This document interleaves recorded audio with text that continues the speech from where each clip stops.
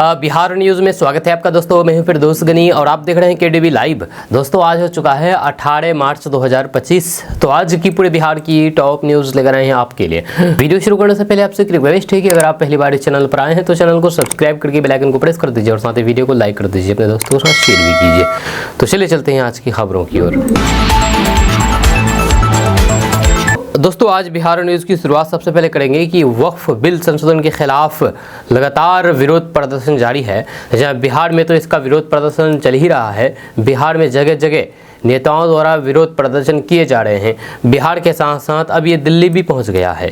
या दिल्ली के जंतर मंतर पर सोमवार 17 मार्च को वक्फ संशोधन बिल 2024 के खिलाफ मुस्लिम संगठनों और विपक्षी दलों के नेताओं का विरोध प्रदर्शन किया गया। इस दौरान नेताओं ने वक्फ बिल के लिए बनाई गई जेपीसी और फिर केंद्र पर जम करके हमला बोला है। जमीयत उलमा हिंद के अध्यक्ष मौलाना महमूद मदनी ने बड़ा बयान देते हुए कहा कि हम सबको कुर्बानी के लिए तैयार रहना पड़ेगा। जब मौलाना महमूद मदनी ने कहा कि ये मुसलमानों का नहीं बल्कि दस्तूर का मामला है। हमारे घरों और मस्जिदों पर बुलडोजर चलाए जाते हैं, अब ऐसा करके वे संविधान पर बुलडोजर चला रहे हैं। हमें इसकी मुखालिफत करनी पड़ेगी। मुसलमानों को कुर्बानी देने के लिए तैयार रहना पड़ेगा। वहीं पर कांग्रेस सांसद इमरान मसूद ने धरना को संबोधित करते हुए कहा कि आज मुल्क के ऐसे हालात बन गए हैं कि कानून की धज्जियां उड़ाई जा रही है। वहीं पर एक सांसद जिसका नाम मुहिबुल्लाह खान है, उन्होंने केंद्र सरकार को चेतावनी देते हुए कहा कि हमारे सुझाव को जेपीसी ने नहीं माना। ये मुसलमानों के धर्म में क्यों घुसना चाहते हैं? इन्हें हमारे धर्म में घुसने की जरूरत क्या है? हमारी कौम के अंदर सरकार घुसने की कोशिश कर रही है। इसका परिणाम बहुत बुरा होगा। आप लोग आग से खेल रहे हैं और आगे चल करके अल्लाह आपको मार देगा। आपको मालूम नहीं है कि अल्लाह की लाठी में आवाज नहीं होती है।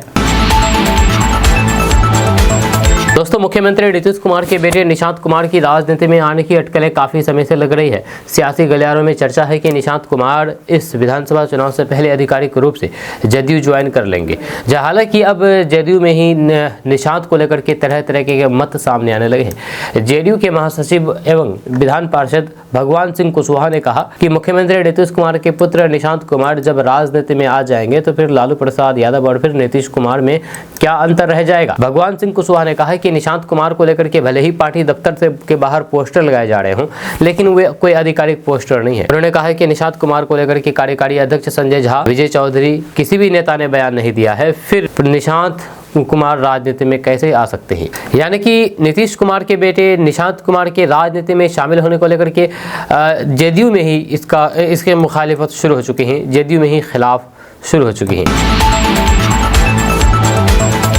दोस्तों अब मौसम के बारे में बात किया जाएगा कि बिहार में मौसम का मिजाज बदलते देखा जा रहा है। बिहार के अलग अलग जिलों में अलग अलग तरीके के मौसम का असर दिख रहा है। ऐसे में पटना मौसम विज्ञान केंद्र के अनुसार बिहार के पश्चिमी चंपारण और गोपालगंज जिलों में हल्की बारिश दर्ज की गई। इसके अलावा अन्य जिलों में भी बादल छाए रहे और फिर ठंडी हवाएं चली। जब पिछले कुछ दिनों से तापमान में तेजी देखी जा रही थी, लेकिन बारिश और बादल छाए रहने की वजह से गर्मी से राहत मिली है। मौसम विभाग की ओर से सूचित किया गया है कि 20 से 22 मार्च के बीच बिहार में बारिश होने की संभावना है। इस दौरान हल्की से मध्य बारिश हो सकती है। 20, 21 और फिर 22 मार्च को वज्रपात होने की संभावना जताई जा रही है। वहीं पर मौसम विभाग ने लोगों से सावधानी बरतने की अपील की है। जब बारिश के साथ साथ कुछ इलाकों में तेज हवाएं भी चल सकती है। वहीं पर बिहार में पिछले कुछ दिनों में काफी गर्मी महसूस की गई। जब कई जगह अधिकतम तापमान 40 डिग्री सेल्सियस तक पहुंच चुका था, जिससे लोग गर्मी और फिर उमस से परेशान हो गए थे। लेकिन अब बारिश और रेनफॉल एक्टिविटी की वजह से तापमान में गिरावट दर्ज की गई है। अगले 2 दिनों में तापमान में 1 से 2 डिग्री सेल्सियस तक की कमी आने की संभावना है। हालांकि इसके बाद फिर से गर्मी बढ़ सकती है, लेकिन अभी के लिए लोगों को राहत मिलने वाली है। दोस्तों मुख्यमंत्री नीतीश कुमार के पुत्र निशांत कुमार की राजनीति में आने वाले विधानसभा चुनाव में राजनीति में एंट्री और तथा सीएम हाउस में मुख्यमंत्री को होली की शुभकामनाएं देने आए पार्टी नेताओं के साथ निशांत की सक्रियता की राजनीतिक गलियारों में खूब चर्चा है। इस बारे में जेडीयू के वरिष्ठ नेता और जल संसाधन मंत्री विजय चौधरी ने कहा कि निशांत कुमार की जदयू में क्या भूमिका होगी, ये नीतीश कुमार को तय करना है। वहीं पर मुख्यमंत्री आवास में सीएम को होली की शुभकामनाएं देने पहुंचे पार्टी के लोगों के बीच निशांत की सक्रियता को लेकर के उन्होंने कहा कि पहले कभी वे लोगों से पर्व त्योहारों के बीच मिलते रहे हैं या इसके भांजे भी मिलते रहे हैं, ये कोई नई बात नहीं है। विजय चौधरी ने कहा है कि जदयू को नीतीश कुमार ने खड़ा किया है या इस पार्टी के वे सर्वमान्य नेता हैं। इस पार्टी में वही बात होती है जो नीतीश कुमार फैसला लेते हैं। जब पार्टी का भविष्य भी उन्हीं के फैसले पर निर्भर करता है। जब कौन पार्टी में आएगा और किसकी पार्टी में क्या जगह होगी, ये सिर्फ नीतीश कुमार तय करते हैं। जब नीतीश कुमार जो फैसला करेंगे वह पार्टी का हर आदमी मानेगा। जब विजय चौधरी ने कहा है कि निराशा और फिर हताशा में लोग कह रहे हैं कि मुख्यमंत्री काम नहीं कर रहे हैं। अभी बिहार के लोगों ने ये देखा है कि शीतलहर में मुख्यमंत्री की सभी जिलों में यात्रा हुई, जब वे उन जगहों पर गए जो समस्याएं लंबे समय से थी। जब समस्या के निदान का आदेश दिया गया, इसके बाद समीक्षा बैठक की गई। दोस्तों, केंद्रीय मंत्री गिरिराज सिंह अपने हिंदू मुस्लिम बयान को लेकर के चर्चा में रहते हैं, जाने जाते हैं। कभी वे पुलिस तो कभी विपक्ष पर हमला बोलते रहते हैं। इस बार भी उन्होंने पुलिस को आड़े हाथों लिया है और कार्रवाई पर सवाल खड़े किए हैं।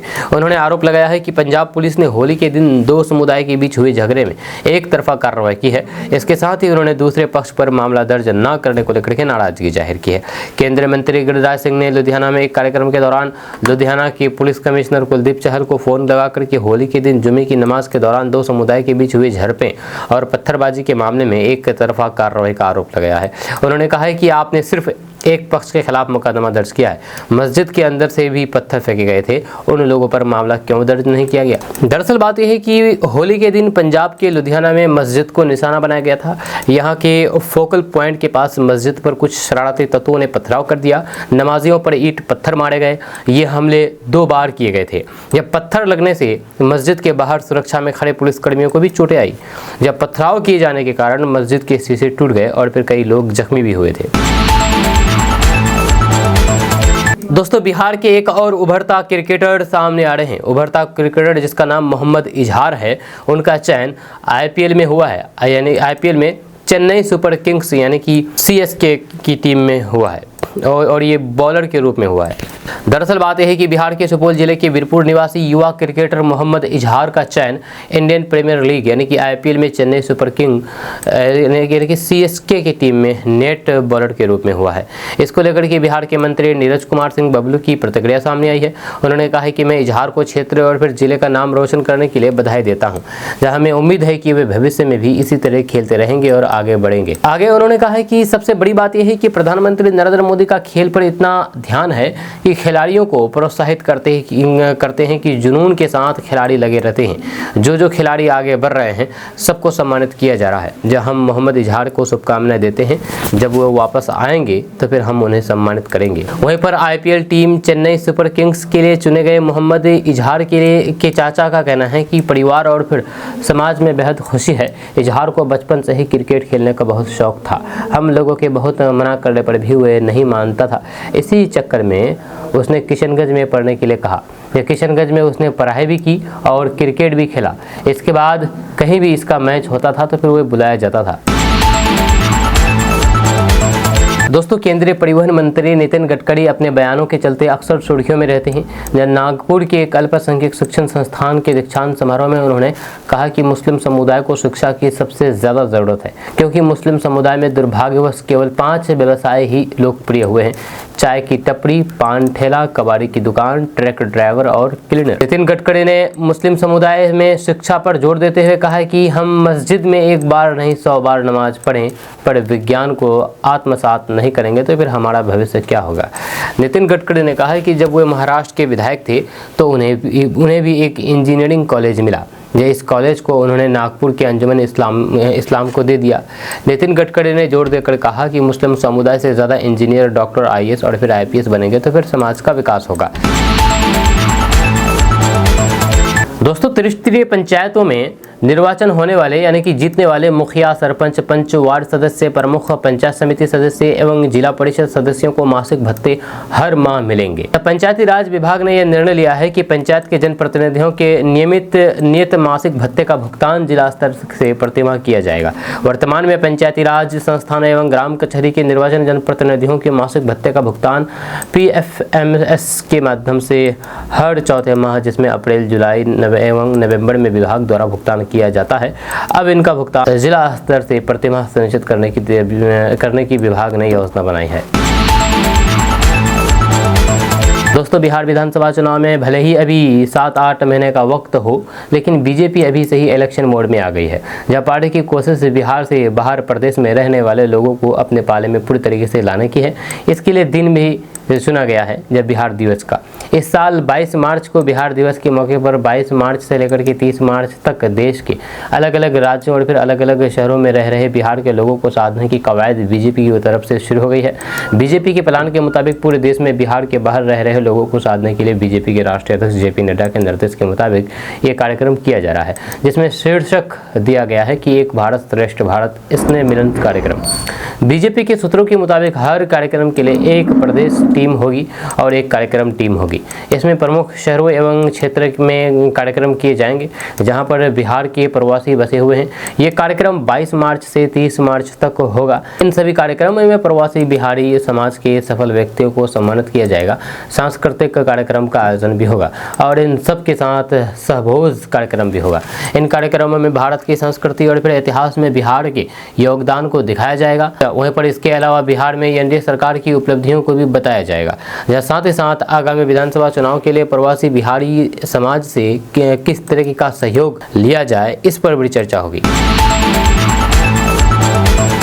All India Muslim personal law board Delhi के जंतर मंतर पर वक्फ कानून में संशोधन के खिलाफ प्रदर्शन कर रहे हैं। इस विरोध प्रदर्शन में एआईएमआईएम प्रमुख असदुद्दीन ओवैसी और फिर कांग्रेस नेता सलमान खुर्शीद भी पहुंचे, जहां पर ओवैसी ने नया पासा फेंका है। मीडिया रिपोर्ट्स के मुताबिक केंद्र सरकार संसद में वक्फ संशोधन बिल पेश कर सकती है। मुस्लिम संगठनों का कहना है कि इस विधेयक के पारित होने के बाद वक्फ संपत्तियों पर सरकार का नियंत्रण बढ़ जाएगा। मुस्लिम संगठन इसे धार्मिक हस्तक्षेप बता रहे हैं।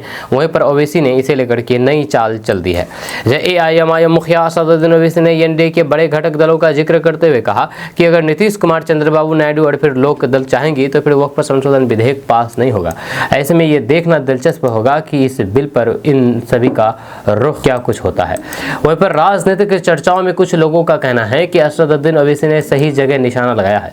नायडू, नीतीश और जयंत हो सकता है कि इस बिल की खिलाफत कर दें, क्योंकि इससे पहले जब यूपी में नेम प्लेट विवाद हुआ था तो फिर लोक दल और फिर नीतीश की पार्टी ने यानी कि जेडीयू ने विरोध दर्ज किया था। इस विरोध प्रदर्शन पर कांग्रेस सांसद इमरान मसूद ने कहा कि 1995 का कानून अपने आप में संपूर्ण था। अगर इसमें कोई खामियां थी तो केंद्र सरकार को इसे बदलना चाहिए था, लेकिन उन्होंने इसे पूरी तरीके से बदल दिया है, जब वे इसे पूरी तरीके से बर्बाद कर देंगे। वहीं पर विरोध प्रदर्शन में शामिल होने आए सलमान खुर्शीद ने कहा कि हमारे मुस्लिम समुदाय ने देश के लिए कुर्बानी दी है। उन्होंने कहा कि हमारा देश एकता का प्रतीक है, लेकिन अब हमारी संस्कृति की पहचान पर सवाल उठ रहे हैं। उन्होंने कहा कि उत्तराखंड में यूसीसी लागू किया जा रहा है, जो इसी सोच का हिस्सा है। सलमान खुर्शीद ने कहा कि सरकार को हमारी भावनाओं को समझना चाहिए। उन्होंने कहा कि हमारे लोग अपने मुद्दे खुद सुलझा लेंगे, किसी को दखल देने की जरूरत नहीं है। दोस्तों, अगर आप सरकारी नौकरी की तलाश में हैं तो फिर आपको बता दें कि बिहार कर्मचारी चयन आयोग यानी कि बीएसएससी ने अवर संख्यांकी पदाधिकारी यानी कि एसएसओ, प्रखंड संख्यांकी पदाधिकारी यानी कि बीएसओ के पदों पर नियुक्ति के लिए नोटिफिकेशन जारी किया गया है। अगर आप इच्छुक हैं तो आप इन पदों पर आवेदन कर सकते हैं। जहाँ आवेदन 1 अप्रैल 2025 से शुरू होकर के 19 अप्रैल 2025 तक जारी रहेगा। इच्छुक उम्मीदवार 1 अप्रैल से इसकी आधिकारिक वेबसाइट www.bssc.bihar.gov.in पर जाकर के आवेदन कर सकते हैं। दोस्तों, बिहार में शिक्षा क्षेत्र में एक महत्वपूर्ण बदलाव होने जा रहा है, जो कि बच्चों के भविष्य को नई दिशा देने का काम करेगा। जहाँ बिहार के सारण जिले के सरकारी स्कूल में एक नया कदम उठाया जा रहा है, जिसके तहत अब कक्षा 6 से 8 तक के बच्चों को कंप्यूटर शिक्षा दी जाएगी। ये बदलाव न केवल सरकारी स्कूलों के छात्रों के लिए बल्कि समग्र शिक्षा व्यवस्था के लिए एक नया आयाम होगा। जहाँ आपको बता दूं कि आज के डिजिटल युग में कंप्यूटर शिक्षा की अहमियत दिन ब दिन बढ़ती जा रही है। हर क्षेत्र में कंप्यूटर का इस्तेमाल बढ़ने के साथ ही इसकी शिक्षा जरूरी बन गई है। निजी स्कूलों में पहले से ही कंप्यूटर शिक्षा दी जा रही थी, लेकिन अब बिहार सरकार ने सरकारी स्कूलों में भी इसे अनिवार्य रूप में बनाने का फैसला किया है। इस कदम से बच्चों को कंप्यूटर की मूलभूत जानकारी मिल सकेगी, जो उनकी भविष्य की शिक्षा और फिर करियर के लिए जरूरी है। दोस्तों, बिहार कांग्रेस ने नौकरी दो पलायन रोको नाम से एक अभियान शुरू किया है। इसको लेकर के NSUI और कांग्रेस पार्टी के नेता कार्यकर्ता पूरे बिहार की यात्रा करेंगे। ये यात्रा बिहार के अलग अलग जिलों से होते हुए पटना में समाप्त होगी और फिर इसके लिए बड़ा आयोजन किया जाएगा।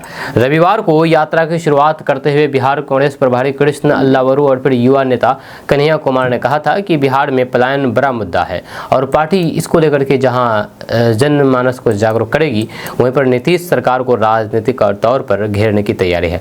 अब कांग्रेस की यात्रा को लेकर के बिहार की राजनीति भी गर्मा गई है। बिहार बीजेपी के सांसद डॉक्टर संजय जायसवाल ने इसी बहाने कन्हैया कुमार पर बड़ा हमला बोला है। उन्होंने कटाक्ष करते हुए कहा कि पहले कन्हैया कुमार को ये वादा करना चाहिए कि इस बार वे बिहार से पलायन नहीं करेंगे।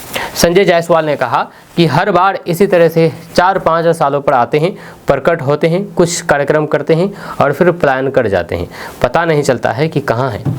संजय जायसवाल ने कहा कि JNU में के सबसे अनपढ़ व्यक्तियों में कन्हैया कुमार है, क्योंकि बिहार में सबसे कम पलायन पश्चिम चंपारण जिले से होता है, जहाँ से उन्होंने अपनी यात्रा की शुरुआत की है। ये डाटा वे उठा करके देख लें। बीजेपी सांसद ने कहा कि चंपारण में 5 चीनी मिल है और किसान खुशहाल, जब सब लोग यहाँ कमाते हैं और अच्छे से रहते हैं। कांग्रेस के राज में लालू प्रसाद यादव को आगे बढ़ाया गया, जब पूरे चंपारण को मिनी चंबल बना दिया गया था। मुख्यमंत्री नीतीश कुमार ने इसको समाप्त करके चंपारण को फिर से विकास की राह पर लाया है। वहीं पर सांसद डॉक्टर संजय जायसवाल ने कहा कि 10 लाख नौकरी कांग्रेस ने अपने पूरे टर्म में कभी भी नहीं दिया है। 10 लाख नौकरी अपने 15 साल में राजद ने कभी भी नहीं दिया। उन्होंने कहा है कि हम लोगों ने वादा किया था कि 10 लाख लोग नौकरी और फिर 10 लाख लोगों को रोजगार देंगे। आज हमने जो चुनावी घोषणा पत्र में वादे किए थे वे पूरे किए हैं। 10 लाख नौकरियों से ज़्यादा दिया गया, 10 लाख से ज़्यादा नौकरियां दी गई है। रोजगार 20 लाख से ज़्यादा हो चुका है। इसके अलावा भी जितने भी विकास के पैमाने पर हैं वो सब काम हो रहा है। दोस्तों, बिहार के मुख्यमंत्री नीतीश कुमार के बेटे निशांत कुमार की सियासत में एंट्री की चर्चा कई दिनों से चल रही है। पटना में JDU दफ्तर के बाहर लगातार अलग अलग पोस्टर लगाए जा रहे हैं। इन सबके बीच विरोधी दल RJD ने CM नीतीश कुमार के अंदाज में तंज कसते हुए उन पर हमला किया है। रविवार को RJD के X अकाउंट से एक पोस्ट किया गया, जब पोस्ट में RJD की ओर से लिखा गया है कि 2005 से पहले कोई अपने बेटे के साथ होली खेलता था जी, वो तो हम आए हैं तब न ये सब हो रहा है। वो सबका बेटा गड़बड़ कर रहा है और तब ना हमारा बेटा निशांत आ रहा है। और हाँ, निशांत 49 साल की उम्र में भी अविवाहित है, ब्याह करवे ही नहीं करता है। तुम कुछ जानते हो जी, 2005 से पहले ये सब कहाँ होता था। अब अच्छे से मेरी एक बतवा सुन लीजिए। दरअसल आपको बता दें कि भले ही निशांत कुमार अभी पार्टी में शामिल नहीं हुए हैं, लेकिन जिस तरह से माहौल दिख रहा है पर जल्द ही मुहर इस पर लग सकती है, ऐसा लगता है। इसके पीछे के कई कारण हैं। एक न्यूज चैनल से बातचीत में पार्टी के वरिष्ठ नेता और फिर पूर्व मंत्री जय कुमार सिंह ने तो यहाँ तक कह दिया है कि निशांत कुमार की JDU में एंट्री हो गई है, आगे चल करके औपचारिकताएं पूरी होगी। निशांत को उन्होंने योग्य और फिर काबिल बताया है, यहाँ तक कह दिया है कि वे CM मटेरियल हैं। दोस्तों, उत्तर प्रदेश से आज़ाद समाज पार्टी के राष्ट्रीय अध्यक्ष और नगीना सांसद चंद्रशेखर आज़ाद बिहार के मुजफ्फर आज़ाद वक्फ बिल संशोधन के खिलाफ दिल्ली के जंतर मंतर पर हो रहे प्रदर्शन के सवाल पर सरकार पर निशाना साधा है। उन्होंने कहा है कि अगर आज मैं यहाँ तारीख पर नहीं आया होता तो मैं उनके बीच दिल्ली में होता। चंद्रशेखर आज़ाद ने कहा है कि CO अनुज चौधरी हमारे क्षेत्र के निवासी हैं। उन्होंने कहा है कि अनुज को सरकार का राजनीतिक शिकार नहीं बनना चाहिए। उन्होंने चेतावनी देते हुए कहा कि जिस दिन सरकार का मतलब निकल जाएगा, वह दूध में से मक्खी की तरह निकाल करके फेंक दिए जाएंगे और जनता की नज़रों में पार्टी बन जाएंगे।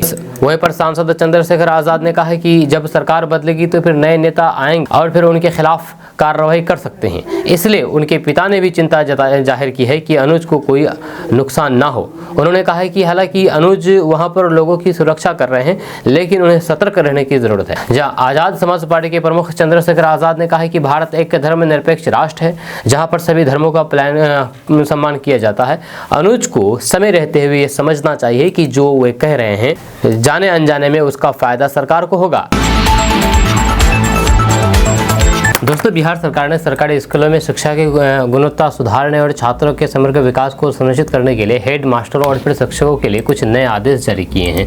जहां अपर मुख्य सचिव सिद्धार्थ के नेतृत्व में शिक्षा विभाग ने यह कदम उठाया है ताकि सरकारी स्कूलों में शैक्षणिक अनुशासन और फिर समग्र व्यवस्था में सुधार हो सके। इन नए दिशा निर्देशों का उद्देश्य न केवल शिक्षा की गुणवत्ता में सुधार करना बल्कि बच्चों के स्वास्थ्य और फिर पोषण की स्थिति पर भी ध्यान देना है। अपर मुख्य सचिव सिद्धार्थ ने सरकारी शिक्षकों को निजी कोचिंग संस्थानों में पढ़ाने से सख्ती से रोक दिया गया है। यदि कोई भी शिक्षक ऐसा करते हुए पकड़ा जाता है तो फिर उसे नौकरी से हाथ धोना पड़ सकता है।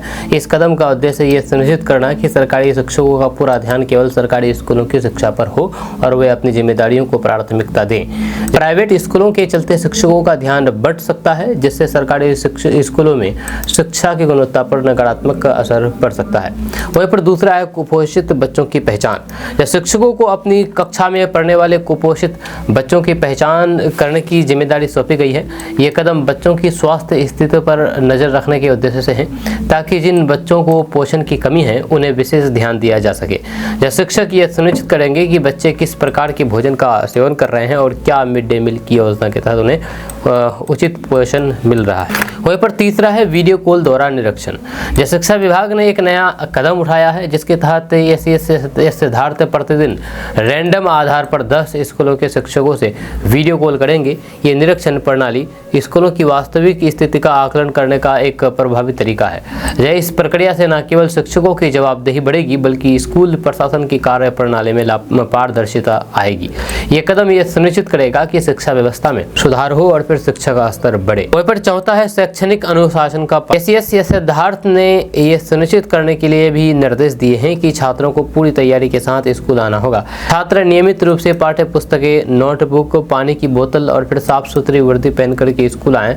यह आदेश शिक्षा के अनुशासन को बढ़ावा देने के उद्देश्य से दिया गया है ताकि छात्र स्कूल में पूरी तरीके से तैयार होकर आएं और फिर उनका ध्यान शिक्षा पर केंद्रित रहे। वहीं पर अगला है मिड डे मील योजना की निगरानी। अपर मुख्य सचिव सिद्धार्थ ने हेड मास्टरों और फिर शिक्षकों को निर्देश दिया है कि वे मिड डे मील योजना के तहत भोजन वितरण के बाद एक प्रमाण पत्र तैयार करें। इस प्रमाण पत्र में भोजन की गुणवत्ता, बच्चों की उपस्थिति और फिर किसी भी समिति का ब्यौरा दिया जाएगा। ये कदम बच्चों को अच्छे पोषण के साथ मिड डे मील योजना की पारदर्शिता और फिर गुणवत्ता सुनिश्चित करने के लिए उठाया गया है। ये प्रमाण पत्र स्कूलों में संरक्षित किया जाएगा और फिर निगरानी के लिए सहेजा जाएगा। दोस्तों, बिहार के लिए यह साल बड़ा ही अहम है। इस साल के अंत तक बिहार विधानसभा चुनाव होने हैं। इसके लिए सभी पार्टियों ने अपनी तैयारियां शुरू कर दी है। वार पलटवार का दौर भी जारी है। कांग्रेस नेता कन्हैया कुमार भी बिहार की राजनीति में सक्रिय हो गए हैं। कन्हैया कुमार ने रविवार को पश्चिमी चंपारण के भितरुआ गांधी आश्रम से पलायन रोको नौकरी दो यात्रा की शुरुआत की।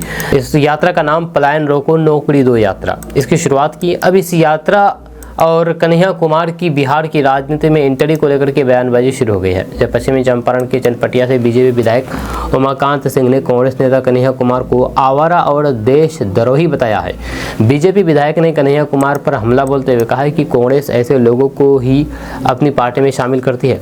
इसके अलावा बीजेपी विधायक ने कन्हैया कुमार को चुनौती देते हुए कहा है कि अगर कन्हैया कुमार में हिम्मत है तो फिर यहाँ से चुनाव लड़ें, मैं आपकी जमानत जब्त करवा दूंगा। भाजपा विधायक उमाकांत ने मीडिया से बातचीत करते हुए कहा है कि जिसका खुद का कोई वजूद नहीं है वह पार्टी को कैसे मजबूत करेगा। ये देशद्रोही है। गांधी के चंपारण में इनका क्या काम है? जब सड़ जाएंगे आते लग जाएंगे कीड़े, सावधान। दरअसल कांग्रेस नेता कन्हैया कुमार ने 16 मार्च को पश्चिमी चंपारण के भीतर हुआ गांधी आश्रम से बिहार में कांग्रेस की पलायन रोको नौकरी दो यात्रा की शुरुआत की थी। कल ये यात्रा का दूसरा दिन था, आज तीसरा दिन है। जब भाजपा विधायक उमाकांत सिंह से इस यात्रा के बारे में सवाल किया गया तो उन्होंने कहा कि इस यात्रा का कोई भी असर नहीं होने वाला है। यात्रा में कन्हैया कुमार के साथ केवल लफवा ही चल रहे हैं जिसका कोई जनाधार नहीं है। कन्हैया खुद लोफर और देशद्रोही। जब कांग्रेस ऐसे लोगों को भर्ती करती है जो खुद राजद की संरक्षण में है, वह पलायन कैसे रोकेंगे? दोस्तों, दिल्ली के जंतर मंतर पर वक्फ संशोधन विधेयक 2024 के खिलाफ all India Muslim personal law board के नेतृत्व में बड़ा विरोध प्रदर्शन हो रहा है। इस प्रदर्शन को कई राजनीतिक दलों का समर्थन मिल रहा है। वहीं पर असदुद्दीन ओवैसी सहित अन्य नेताओं ने केंद्र सरकार पर निशाना साधा है। यह प्रदर्शनकारियों का आरोप है कि ये विधेयक वक्फ संपत्तियों को हथियाने की साजिश है। जमीयत उलमा हिंद ने भी इस विधेयक का कड़ा विरोध किया है। जब विरोध प्रदर्शन के दौरान AIMIM प्रमुख असदुद्दीन ओवैसी ने केंद्र सरकार पर तीखा हमला बोला है। उन्होंने कहा है कि ये विधेयक वक्फ संपत्तियों को जब्त करने का प्रयास है। असदुद्दीन ओवैसी ने कहा है कि हम इस बिल के सभी 44 प्रावधानों का विरोध कर रहे हैं। जो ये संशोधन वक्फ की रक्षा करने के लिए नहीं बल्कि इसे समाप्त करने के लिए लाया गया है। इससे न वक्फ की आय बढ़ेगी और न ही अवैध रूप से पदों पर बैठे लोगों को हटाया जा सकेगा। ये विधेयक असंवैधानिक है। सरकार के सहयोगी दलों को इसे रोकना चाहिए और भाजपा का समर्थन नहीं करना चाहिए। वहीं पर असदुद्दीन ओवैसी ने कहा है कि संसद के सामने स्थित मस्जिद को सरकार अपनी संपत्ति मानती है। उन्होंने ये भी सवाल उठाया है कि हिंदू, जैन और फिर बौद्ध धर्म के बोर्ड में उनके ही धर्म के लोगों का सदस्य बनाया जाता है, लेकिन वक्फ मामले में ऐसा क्यों नहीं किया जा रहा है। वहीं पर असदुद्दीन ओवैसी ने केंद्र सरकार पर आरोप लगाया है कि इसका उद्देश्य सामाजिक सद्भाव को बिगाड़ना है। उन्होंने कहा है कि इस विधेयक से मस्जिद, मजार और फिर अन्य वक्फ संपत्तियों को हड़पने का प्रयास है। एक बड़ी खबर बिहार के सीमांचल के किशनगंज से सामने आई है, जहां पर खाकी वर्दी पर हमला हुआ है। यानी कि अपराधियों ने SSB के जवानों पर हमला कर दिया है, जिसमें से SSB के 5 जवान जख्मी हो गए हैं। जवानों के सर्विस रिवॉल्वर भी छीनने की कोशिश की गई है, लेकिन मौके पर पहुंची पुलिस और फिर घायल जवानों को सदर अस्पताल भेजा गया, जहाँ सभी का इलाज चल रहा है। वहीं पर अपराधी वहां से फरार हो गया। जब बताया जा रहा है कि किशनगंज के ठाकुरगंज SSB के जवानों को गुप्त सूचना मिली कि बाइक पर सवार 2 व्यक्ति नकली करेंसी लेकर के तस्करी के लिए किशनगंज की ओर जा रहा है। इस सूचना पर बाइक सवार व्यक्ति का पीछा SSB जवानों द्वारा 4 पहिया वाहन से किया, जिस पर पुलिस लिखा था और फिर जवान सफेद वर्दी में ही चिचुआ बाड़ी से जवानों द्वारा पीछा किया गया और जवानों द्वारा लगातार बाइक सवार व्यक्ति को रोकने के लिए कहा गया, लेकिन वह व्यक्ति अपनी बाइक को और तेजी से भगाने लगा और फिर SSB जवानों ने लगातार पीछा करने के बाद, ओवरटेक करने के बाद जिले के बेलवा के पास बाइक सवार को पकड़ लिया। तो फिर अपराधियों द्वारा खुद को बचाने के लिए बचाव करने लगे और फिर बोले कि ये लोग पुलिस नहीं, अपहरण करने वाले लोग हैं। इससे स्थानीय लोग शामिल हुए और फिर SSB जवानों पर ही अटैक कर दिया और इन जवानों का 2 सर्विस रिवॉल्वर, 2 मोटरसाइकिल एवं 25,000 नगद छीन लिया गया। इनकी सूचना पाकर के घटनास्थल पर पहुंचे टाउन थाना अध्यक्ष अभिषेक रंजन एवं अनुमंडल पुलिस पदाधिकारी गौतम कुमार के द्वारा काफी मशक्कत करने के बाद ग्रामीणों से 2 सर्विस रिवॉल्वर को पुलिस द्वारा बरामद किया गया है और फिर बाइक सवार अपराधी को ग्रामीणों द्वारा भगा दिया गया। इस घटना में SSB के 5 जवान धर्मेंद्र मिश्रा, राजेश टुडू, राजेश शहनी और रामशरण शाह, अजय कुमार राम घायल हो गए हैं। सभी जवान SSB 19वीं बटालियन ठाकुरगंज के हैं। सभी जवानों का इलाज सदर अस्पताल किशनगंज में चल रहा है और घटनास्थल को पुलिस छावनी में तब्दील कर दिया गया है, जहां से एक व्यक्ति को हिरासत में लिया गया है। जब पुलिस पूरे मामले की छानबीन में जुट गई है। आपका इसके बारे में क्या कहना है, नीचे कमेंट बॉक्स में कमेंट करके जरूर बताइएगा। दोस्तों, किशनगंज में नशे का कारोबार लगातार धड़ल्ले से चल रही है और जिससे यहाँ के युवा नशे में बर्बाद हो रहे हैं। नशे की लत से उनके घर परिवार सब तबाह हो रही है, लेकिन फिर भी यहाँ पर नशे का कारोबार थमने का नाम नहीं ले रही है। आप किशनगंज के जिस भी एरिया में चले जाएं, जिस भी क्षेत्र में चले जाएं, हर क्षेत्र में बस यही आपको शिकायतें सुनने को मिलेगी कि यहाँ पर नशे का कारोबार काफी ज्यादा हो रहा है, धड़ल्ले से बेचा जा रहा है और इसका सेवन भी किया जा रहा है। आपको बता दूं कि जब से बिहार में शराबबंदी हुई है, तब से किशनगंज में नशाखुरानी, सूखा नशाखुरानी काफी ज्यादा बढ़ गया है। लोग सूखा नशा करते हैं, जिसकी वजह से उनकी गाढ़ी कमाई नशे में बर्बाद होती है और परिवार तो बर्बाद होती है, साथ ही साथ उनकी सेहत भी बर्बाद हो जाते हैं, उनका जीवन बर्बाद हो जाता है। जी आपको बता दूं कि हमारे इलाके में ये पहले ऐसा नहीं था। जब पहले इस तरह के नशे का कारोबार नहीं होता था, जब बहुत ही छिटपुट एरिया में, छिटपुट जगहों पर होता था, लेकिन अब अगर गाँव में चले जाएंगे तो गांव में भी जगह जगह पर इस तरीके की नशे का कारोबार धड़ल्ले से चल रहा है, खास करके सूखा नशा जैसे स्मैक हुआ, इस तरीके का। अब हाल फिलहाल के बारे में बात किया जाए तो हाल फिलहाल भी 33 पुड़िया स्मैक के साथ पुलिस ने एक तस्कर को गिरफ्तार किया है, जिससे पूछताछ में कई सारे खुलासे हुए हैं। हम आपको इस पूरी खबर के बारे में विस्तार से बताएंगे। दरअसल मामला किशनगंज के टाउन थाना की है। जो किशनगंज टाउन थाना पुलिस ने एक बड़ी कार्रवाई में स्मैक तस्कर को गिरफ्तार किया है। स्मैक तस्कर त्योसा के रहने वाले हैं। ट्यौसा के रहने वाले सुजीत पासवान को टेकसारा चाय बागान के पास से गिरफ्तार किया है। आरोपी के पास से 23 पुड़िया स्मैक बरामद की गई है। जी हाँ, स्थानीय लोगों ने युवाओं में बढ़ती नशे की लत को देखते हुए इस मामले में सक्रिय भूमिका निभाई। उन्होंने स्मैक बेचने आए सूरज को पकड़ करके पुलिस को सूचना दी। यह सूचना मिलते ही सीओ राहुल कुमार मजिस्ट्रेट के रूप में पुलिस टीम के साथ मौके पर पहुंची। तलाशी के दौरान आरोपी से स्मैक की पुड़िया और फिर एक मोबाइल फोन भी बरामद किया गया है। जब पुलिस ने टाउन थाना में एनडीपीएस एक्ट के तहत मामला दर्ज करके आरोपी को रविवार को जेल भेज दिया है। पूछताछ में आरोपी ने नशे के कारोबार से जुड़े हुए कई अहम खुलासे किए हैं। इन खुलासों के आधार पर पुलिस स्मैक तस्कर के नेटवर्क को खत्म करने की कार्रवाई में जुट गई है। आपका क्या कहना है इस बारे में नीचे कमेंट बॉक्स में कमेंट करके जरूर बताइएगा।